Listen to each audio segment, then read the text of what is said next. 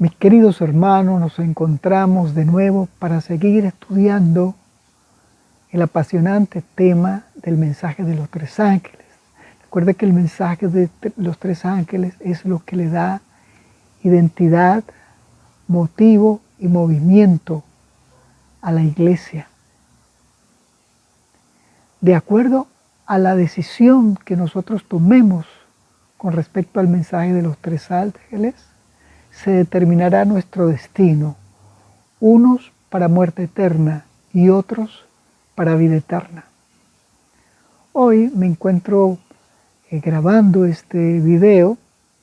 Si ustedes ven en la parte de arriba hay una planta de la vid que tiene allí las uvas. Ya ustedes van a saber, y seguro ya se lo imaginan por qué hemos puesto esto de fondo. Bien, las decisiones que debemos tomar tú y yo para estar en el lugar correcto. El capítulo 14, de los versos 14 al 20, nos habla de la siega escatológica, nos habla de la cosecha escatológica, es decir, de la cosecha del tiempo del fin. Y esto es muy importante, porque Mateo 24:14 dice que el evangelio será predicado a todo el mundo y entonces vendrá el fin. Así que cuando nosotros en Apocalipsis, el capítulo 14, el verso 14 en adelante, leemos, estamos hablando de esa cosecha escatológica, o sea, de lo que significará decidir o no decidir por Dios en este tiempo del fin. Mire cómo dice el Apocalipsis, en ese verso 14 del capítulo 14 en adelante, dice, miré y vi una nube blanca, sobre la nube uno semejante al Hijo del Hombre que llevaba en la cabeza una corona de oro y en la mano una hoz aguda, y otro ángel salió del templo gritando a gran voz al que estaba sentado sobre la nube, mete tu hoz y ciega, porque la hora de cegar ha llegado, pues la mies de la tierra está madura. Cuando nosotros leemos este verso, implica que el mensaje del Evangelio en el tiempo del fin habrá sido predicado a todo el mundo y cada ser humano que viva sobre la tierra ha tenido que tomar una decisión. Aquí no hay terreno neutro. Hay una historia que ilustra esta idea. Habían dos reinos y había un grupo de gente que dijeron, mire, nosotros no queremos estar con ninguno de los dos reinos. Nosotros queremos estar en paz con todos, queremos tomar nuestras propias decisiones, queremos tener nuestro propio espacio. Así que fueron y le dijeron eso a uno de los reyes. Y el rey dijo, no, o es todo o no es nada. Y ellos le preguntaron, ¿pero por qué? ¿Por qué no podemos ser neutros? Dice, porque te destruirás. Así que ellos no hicieron caso. Recuerda que esto es una historia ficticia, solo para tener presente una realidad. Así que ellos no hicieron caso y crearon su propio reino, un tercer reino. Con el paso del tiempo, el reino enemigo vino contra este tercer reino, lo sometió y lo esclavizó. El rey tenía razón, el primer rey tenía razón. Ellos tenían que decidir, ese que querían ser neutros tenía que decidir de estar de un lado o de otro. Igual ocurre con Dios. No hay terrenos neutros para la salvación. O no hay un terreno que yo me alejo de Dios y me alejo del enemigo. No, porque el enemigo nos someterá, nos esclavizará y nos destruirá. Y Dios hace todo lo contrario.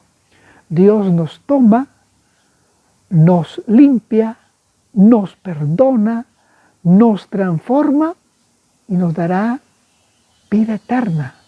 Y todo a través del Cordero que fue inmolado, Cristo Jesús. Así que es importante que entendamos que nuestras decisiones tienen consecuencias eternas. El Evangelio se proclamará a todo el mundo. Cada individuo que viva sobre la tierra tendrá que tomar una decisión. Cuando leíamos ese verso 14 de Apocalipsis 14, dice que allí había el Hijo del Hombre que estaba sobre una nube blanca. Por supuesto que eso se refiere al Señor Jesucristo. ¿Sí? Y esto es muy importante cuando hablamos de decisiones eternas, porque recuerda, cuando el Evangelio se ha predicado a todo el mundo, Jesús vendrá en las nubes del cielo. Y aquí Apocalipsis dice que el Hijo del Hombre está sentado sobre una nube blanca y le piden que vaya a la tierra a cegarla. Esto habla de la venida de Jesús, pero quien viene es nada menos ni nada más que el Hijo del Hombre, es decir, Jesucristo, que se humanó y se hizo hombre para asegurar la salvación. Su sacrificio nos regala la salvación por gracia. Y el que el Hijo del Hombre venga a la nube del cielo habla de la empatía que Jesucristo siente por la raza humana. Jesús nos ama más de lo que podamos imaginar. Si pudiésemos tomar todos los amores de las madres y colocarlos en un lugar y compararlo con el amor de Cristo, aunque el amor de las madres es tan inmenso, aún así no pesaría ni un gramo con relación al amor que Cristo nos tiene. Cuando dice que es el Hijo del Hombre, es porque Jesús vino y no solo simpatizó y se compadeció de nosotros, sino que empatizó, se colocó en nuestro lugar, sabe lo que son las luchas, sabe lo que son las persecuciones y tiene la capacidad, a causa de ese conocimiento, de sabernos consolar, de sabernos ayudar. De ahí la importancia que el que venga a buscar a los fieles sea el Hijo del Hombre, es decir, aquel que se encarnó y que vivió para mostrarnos a Dios en forma humana. Esto ya tiene que darnos a nosotros una seguridad y esto también nos hace que podamos ir confiadamente al trono de la gracia donde hoy se encuentra Jesús, para llevarle nuestras luchas, nuestras angustias, para pedirle fortaleza. Ve qué importante es que quien viene es el Hijo del Hombre, aquel que nos amó y que dio su vida para salvarnos. Cuando en estos versos del capítulo 14 del Apocalipsis, del verso 14 al verso 20, allí nos habla de que se lanzará la hoz, porque la mies está madura, porque el viñedo está maduro.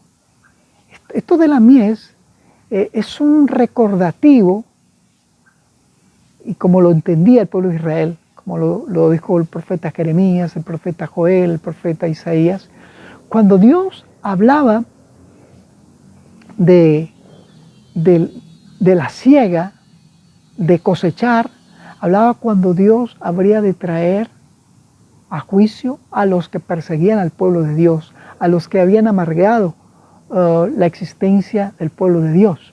Así que cuando Juan en el Apocalipsis toma esta idea de una hoz y de una mies, nos está hablando también del juicio que Dios hará tanto para sus hijos que le aman, como para aquellos que le rechazan y aquellos que luchan contra el pueblo de Dios. Bueno, es decir, la aparición del Hijo de Dios nos da la idea de que antes ha habido un juicio, porque Dios viene, Jesús viene, para recompensar a cada uno según su obra. De ahí que debemos ser cuidadosos con nuestras decisiones que hacemos cada día. Nuestras decisiones deben ser en función de Dios, en función de lo que Jesús hizo en la cruz en función de lo que el Señor nos pide. ¿Qué nos pide? Tener a Él, aceptarlo como nuestro Salvador, que dejar que su gracia nos transforme y que nos haga instrumentos útiles en sus manos para predicar el Evangelio, para predicar el mensaje de los tres ángeles, a fin de que el mundo decida qué va a hacer con la salvación. Y Jesús entonces vendrá. Cuando en el libro de Daniel, el capítulo 7, el verso 10 dice, el juez se sentó y los libros fueron abiertos.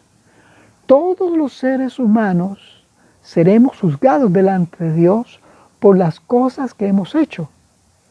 Y por eso necesitamos a Jesús. ¿Por qué? Porque las cosas que hemos hecho no nos recomiendan delante de Dios. Y lo único que nos recomienda delante de Dios es Jesucristo y su sacrificio, que nos salva por su gracia, que nos transforma por su gracia. Por eso necesitamos del Hijo del Hombre, porque todos pasaremos ante un juicio. Y de ahí la decisión de irnos por el bando del Señor Jesús, irnos por el camino del Evangelio, porque será un juicio, ese juicio se está realizando ahora, y cuando Jesús aparezca en la nube del cielo, ese juicio ya habrá terminado. Eso implica que también que el Evangelio habrá sido predicado al mundo entero. Todos iremos a juicio, dice el apóstol Pablo, por lo cual necesitamos a Jesús para pasar ilesos a ese juicio. Pero también este juicio tiene que ver con la respuesta que el mundo le está dando y le dará al mensaje de los tres ángeles, que implica que Dios es el creador, que Dios debe ser adorado por eso, que por ser Dios el creador también debemos adorarle en el día que Él nos dejó, el día sábado, que su ley está vigente, que hay un juicio para todos los seres humanos y que solo Dios debe ser adorado y nadie más. Pues esas decisiones un día nos tendremos que ver frente a ellas, entender que hay un juicio y que solo pasaremos ese juicio estando del lado del Señor. Pero más terrible será estar en contra de Dios, estar en contra del pueblo de Dios, ir peleando en contra de Dios, lapidando lo que el Señor nos ha dado.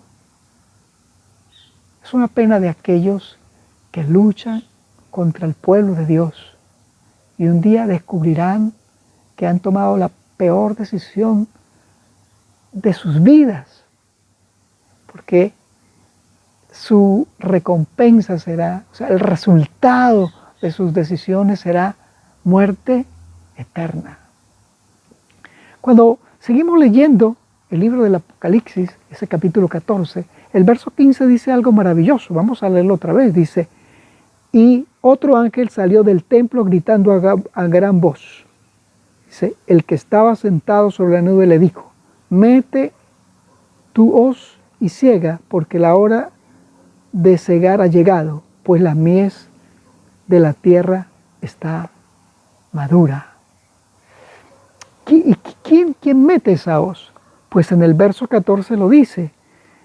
Dice, miré y vi una nube blanca, sentado sobre él, uno semejante al Hijo del Hombre, que llevaba en la cabeza una corona de oro. Una corona de oro. Esa palabra corona ahí, en griego es estefanos, que no es igual que una corona real, que realmente la palabra sería diadema. Esa estefanos es un recuerdo de lo que les colocaban a los que ganaban en los juegos de los griegos. Era una guirnalda de laureles. Pero aquí dice que ese Hijo del Hombre, que es Jesucristo, tiene una guirnalda de oro. Pero no es porque es rey, porque Él ya es rey. Él se ha sentado al lado del Padre para reinar. Sino que esa corona, mis hermanos, dice que Jesús viene victorioso para traer un juicio sobre los que viven en la tierra. Captas que Jesús ha obtenido una victoria para salvación a quienes lo aceptan y una victoria para aquellos que han decidido rechazarlo, pues el veredicto para ellos será muerte eterna. Pero esto es interesante. Un día Jesús había tomado una corona de espinas de vergüenza, pero ahora tiene una corona que significa la victoria. Esta corona que está aquí no es una corona de rey, es una corona de victorioso. Cristo ha triunfado y por eso vendrá a buscar a sus fieles y dar a cada uno según su obra. Los que le rechazaron, perderán. Y para hacerlo más claro, ahí nos habla en esa parte del Apocalipsis de dos cosechas. La cosecha del grano, de la mies, y la vendimia. Estas uvas son una idea de eso. En el antiguo Israel, cuando venía la vendimia, recogían todos los racimos de uva y los llevaban al lagar. Y allí lo pisaban. Y había un lagar era como un pequeño tanque, y más abajo había otro tanque más pequeño que tenía una canal, y cuando se pisaban las uvas, entonces el jugo de la uva iba bajando. Pero aquí, mis hermanos, la cosecha del grano es el símbolo de los que han aceptado a Jesucristo y su mensaje, de Apocalipsis 14. Y la vendimia, o sea, la recogida de las uvas, dice que irán al lagar de la ira de Dios, de la ira de Dios. ¿Por qué? ¿Por qué lo dicen estas palabras tan duras? Lo tiene que decir estas palabras duras porque lo que está en juego es la vida eterna, y cada individuo sobre la faz de la tierra tiene que entender que debe decidir por Dios para que pueda ser salvo, que Dios lo hizo todo, Él solo tenemos que aceptar su gracia, y luego que esa gracia se haga efectiva en nuestras vidas. Pero de lo contrario, entonces no quedará más que la destrucción de esos individuos. Y cuando dice que serán pisados por la ira de Dios, en el lagar de Dios, nos habla de esas 7 plagas que caerán sobre la tierra. No es que Dios los castiga porque se agrada en eso, no, sino que ellos han rechazado a Dios y lo único que les queda es la destrucción. No tiene sentido que eso ocurra cuando el cielo se desocupó en Cristo para salvación. No tiene ningún sentido. Por lo cual, queridos hermanos, el llamado es: entreguémonos cada día al Señor, que nuestras decisiones vayan inclinadas siempre al Evangelio, que vayan inclinadas a Jesús. ¿Por qué?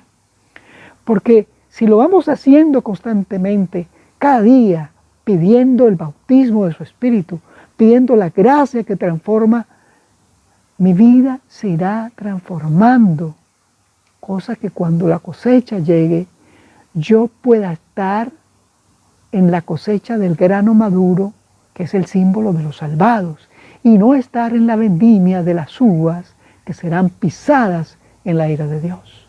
Tú y yo tenemos la decisión, porque somos seres creados con libre albedrío, seres morales que un día responderemos por nuestras decisiones, y Jesús quiere que decidamos por Él.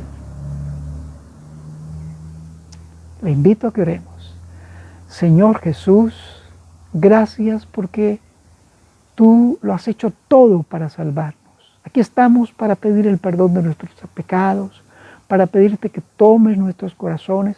Queremos estar listos para cuando tú vengas, listos con tu gracia que nos ha transformado, y al mismo tiempo, desde este momento, Señor, ser instrumentos para predicar tu mensaje de salvación al mundo.